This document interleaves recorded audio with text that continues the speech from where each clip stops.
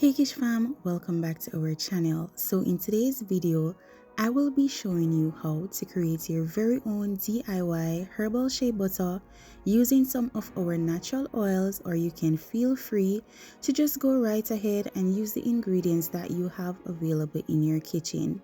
So these are the oils that I will be using from our product line, and I paid 850 Jamaican dollars for an 8-ounce jar of shea butter from our local beauty supply shop. So that would be equivalent to around $6 US. So we are using the double boiler method to create this oil, and if you're new to the double boiler method, it's simply heating a pot with water on low flames, and then you would place a heat-proof bowl or container directly on top of the pot or inside. Now the heat from the water would slowly heat the container and slowly infuse the herbs and oils that you have added inside the container. Organic shea butter is a powerhouse, and it has so many benefits for the hair and skin. Some of the benefits are: it helps to keep the hair and skin extremely moisturized, it improves the health and shine of your hair, and it also helps with damaged hair as well.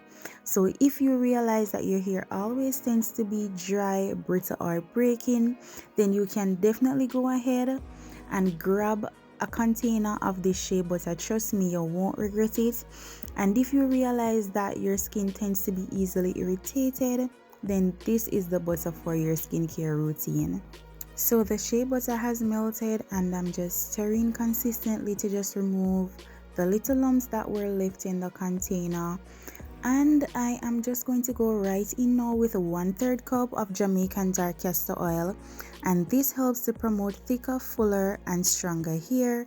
Castor oil also promotes hair growth and is widely known for its moisturizing benefits.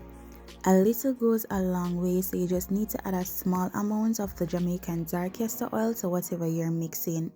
So the other oil that we'll be adding in is our rosemary oil, and this helps to improve scalp health. It soothes dry scalp, itching, and dandruff, and it strengthens and nourishes the hair as well. So I then moved on to our cold pressed castor oil, and the benefits of the cold pressed castor oil are the same as the Jamaican castor oil. The only difference is that one of the oils, the dark castor oil, has a stronger smell and it's dark, and the cold pressed castor oil has a lighter smell in which the color is lighter, as you can see. So now we are moving on to the star of the show, which is our hair growth restoring booster. And I didn't measure out the amount of the oil that I used in the shea butter because it's a herbal blend. So I just used my initiative to just add, and then when I felt that I added in enough, then I stopped. So this is how the melted shea butter is looking, and I'm just going right in to just stir that oil to just ensure that all the oils and the herbs are properly infused and just mixed thoroughly. So I allowed the oil to cool down for around 30 minutes or less, and then I added in 1 teaspoon of glycerine. So just in case you're wondering what is glycerine, glycerine is an effective natural humectant that adds moisture to the hair. It improves softness, manageability, and overall hair health.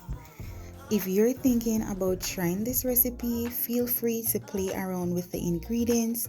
Remember that you can add additional butters, mango butter, cucumber butter, cocoa butter. You can add essential oils, and you can also add fragrance oils as well. I poured the mixture into a measuring cup, and then I transferred the oil into smaller containers. So as you can see, I am pouring the oil into a 4-ounce jar, and I'll also be using the 8-ounce jar and 2 smaller containers as well. The smaller containers, I gifted them to family friends, and they were so excited to receive them. It's the small things that counts a lot of times, and we can always consider even the smallest of things a blessing, a blessing. So if our content has been a blessing to you, if you are enjoying this video that we have created, please remember to share this video with your natural hair bestie Engage with us in the comment section.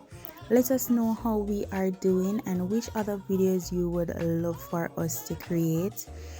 I place these containers into the freezer for maybe around 20 minutes or less to let them get hard because the climate was extremely hot. And this is how they are looking before placing into the freezer, and this is how they are looking now. Thank you so much for watching. See you in the next one. Bye.